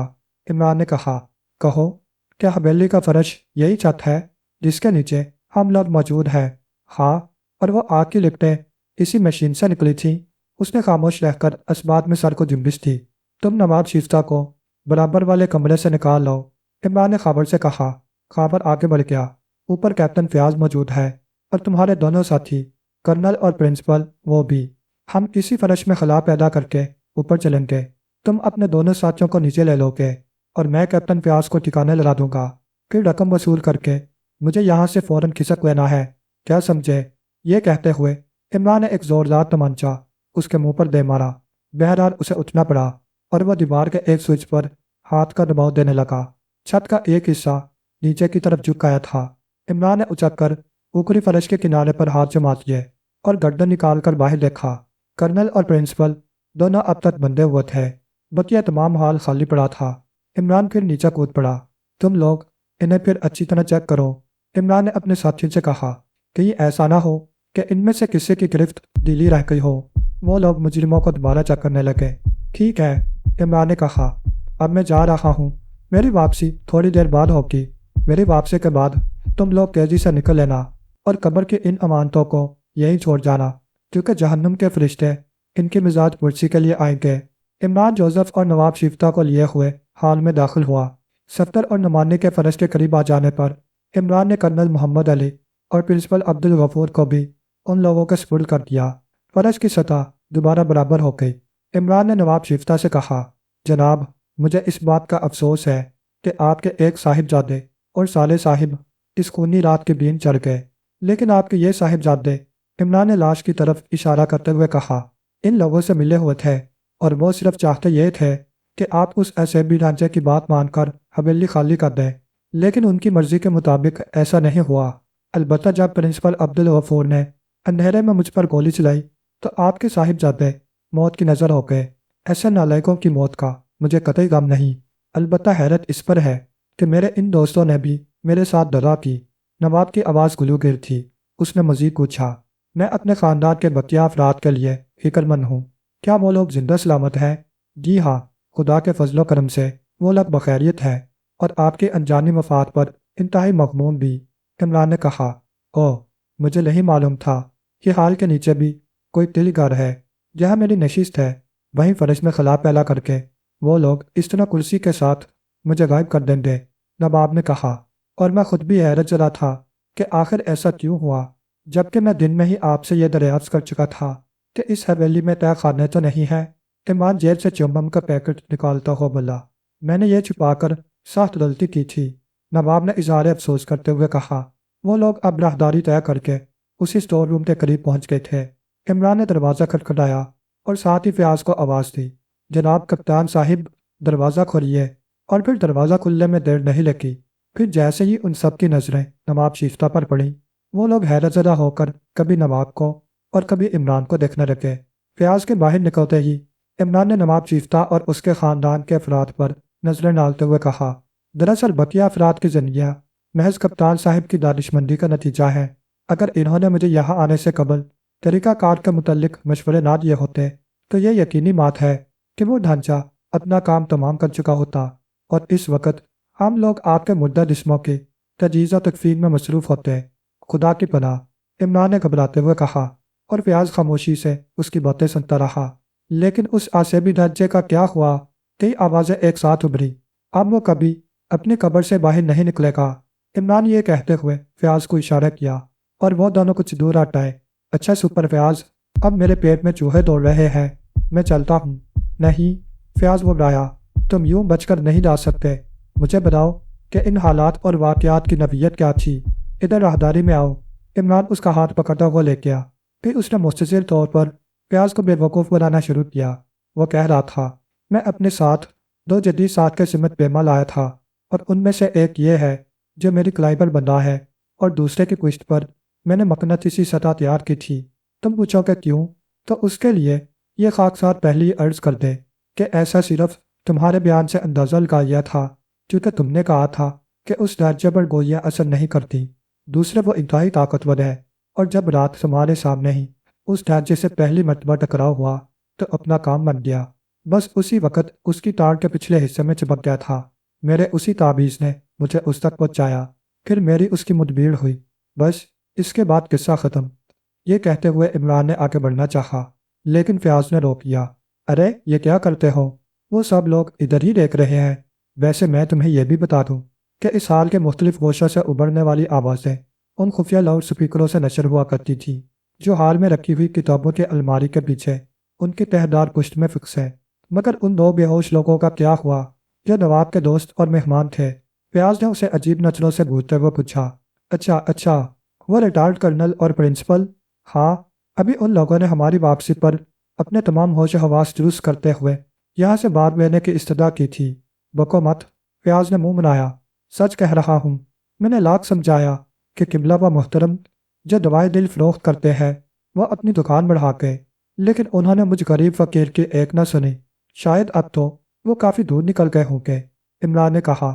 اور وہ وہاں جو لاشیں پڑی ہوئی ہیں، فیاض نے کہا۔ اس میں میرا کوئی قصور نہیں ہے پیارے سپر فیاض ترکستانی، عمران بے بسی سے بولا۔ کیا مطلب؟ وہ ڈھانچہ ہی پتہ نہیں کب اور کیسے اندھیرا کر کے وہاں پہنچ گیا تھا اور اپنا کام تھوڑا بہت کام کر کے چلتا بنا۔ تو اب میں چلوں پیارے سپر فیاض؟ فیاض نے اس کے گریبان کی طرف ہاتھ بڑھایا۔ کیا کرتے ہو؟ اگر یہ بھیگا ہوا لباس بھی پھٹ گیا تو مجھے لنگوٹی لگا کر تمہارے گھر دھوبی روانہ پڑے گی۔ ہاں تو تم کیا کہہ رہے تھے؟ عمران بے بسی سے بولا۔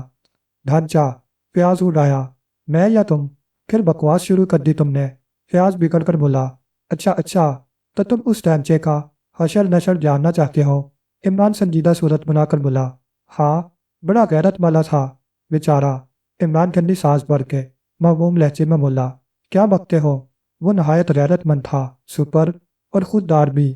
جب اس نے دیکھا کہ تم نے مجھے اس کے سر پر مسلط کر دیا ہے اور اس کے فرار کی راہ مردود حق مسدود ہو گئی ہے تو پھٹ کر بکھر گیا اور دور دور تک اس کی راکھ پروانہ وار اڑتی چلی گئی۔